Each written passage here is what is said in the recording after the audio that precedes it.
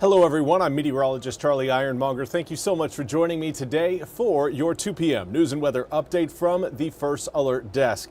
Now we are going to go live to Stephen Glover, who again is outside of a New Bern polling location where of course the big story of the day is the fact that polls have opened and New Bern is going to be having a runoff election. Stephen, can you hear me? How are you doing today? Pretty good, and the weather is just feeling just wonderful outside. And yeah, you know, it's kind of like a deja vu for many of the New Bern residents, because just a few weeks ago they had their municipal elections, but now they're coming back here today, and today's looking pretty nice for them. Yeah, now Stephen, as far as what is on the ballot with this round of elections, give a breakdown for people of who may not have been keeping up with their political news as much as others over the past several months. What is on the ballot this go-round in New Bern?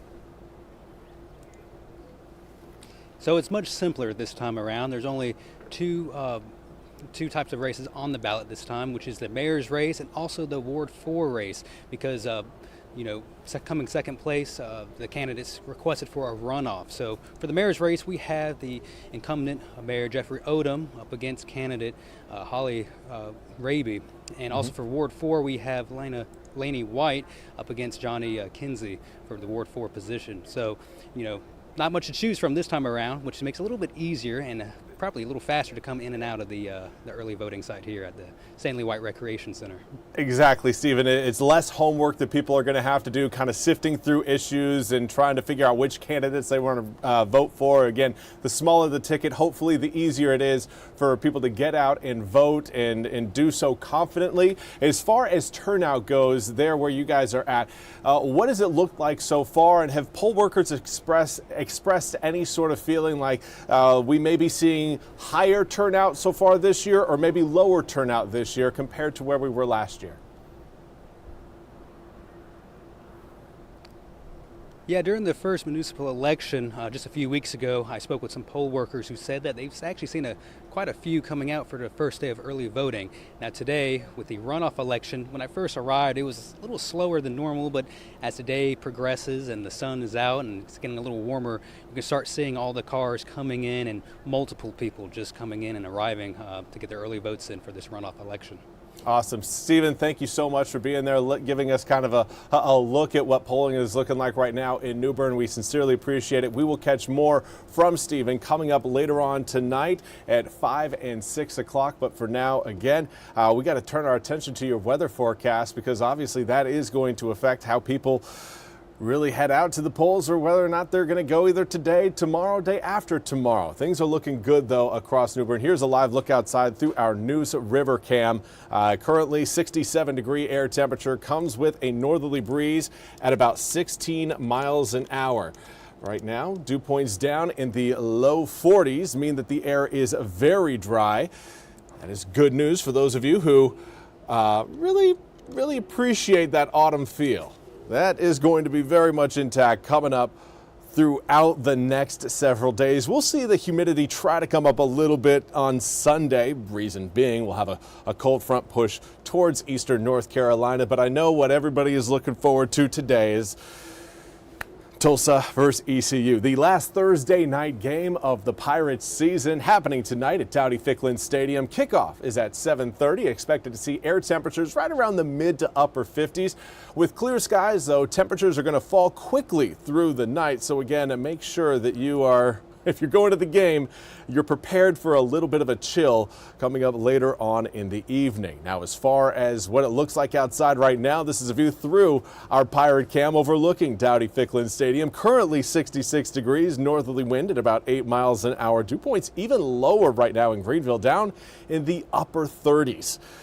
Whew, we could be seeing some chilly temperatures coming up tonight, because usually the drier the air is, the easier it is to gain heat but also lose heat. You have essentially a more volatile temperature air mass that that comes with that lack of moisture. Usually when you've got a whole bunch of moisture in the atmosphere, you're not seeing, again, those big temperature swings. So later on tonight, there may be some areas that try to dip down into the upper 30s, particularly closer to I-95.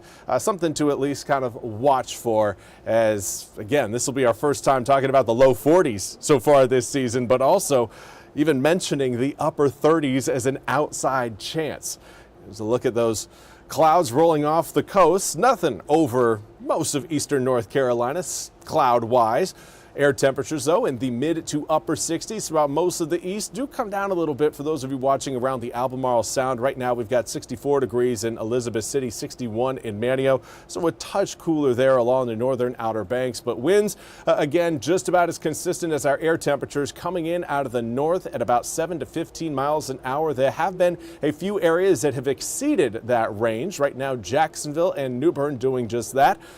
New Bern coming in with a 16-mile-per-hour sustained wind, whereas Jacksonville is sitting at 17 miles an hour. But gusts also need to be mentioned. We've got wind gusts between generally around 15 to 25 miles an hour across eastern North Carolina right now. That's the case from I-95 all the way to Highway 12 along the coast. Not a whole lot of escaping today's breeze. And that is largely due to the cold front that worked its way through the area last night, the swirling low pressure center off of our coast, but more so the area of high pressure that's gradually sinking its way a little bit more towards the east-southeast. It will eventually set itself up over central South Carolina later on Saturday, and then by Sunday it's going to be fading away a bit as that cold front off to the west starts to roll in.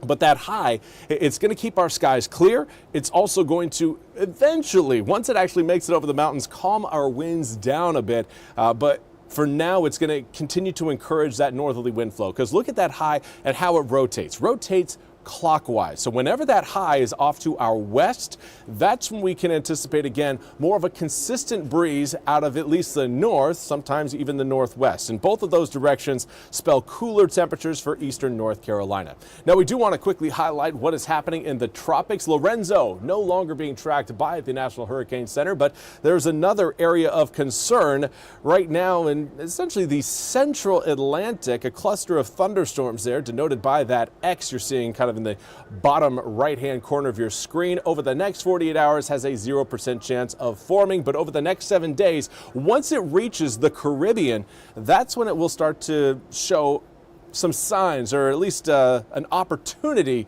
to potentially become a named system. Right now, that opportunity is very low, sitting at about a 20% chance. But again, it's one of those that a lot can happen over the next 7 days, and that's the time period the National Hurricane Center is giving that system right now to move into the Caribbean.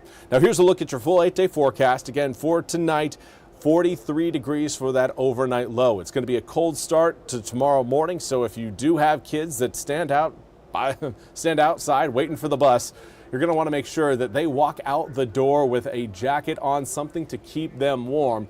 If that bus, decides to show up late, you don't want to be worrying about your children shivering at the bus stop. Get them out there warm. Don't take no for an answer. At least that's what my mom always used to do with me.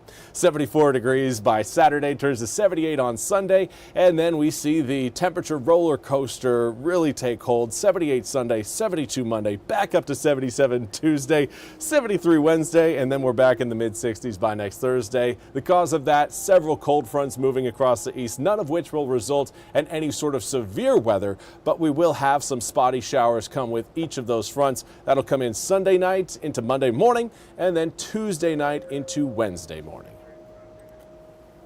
Well, that's all we have time for today's 2 p.m. news and weather update from the First Alert Desk. Big shout out to Stephen Glover as well as Chris Cook for helping us provide you guys with a look at your polling sites over the past 2 hours.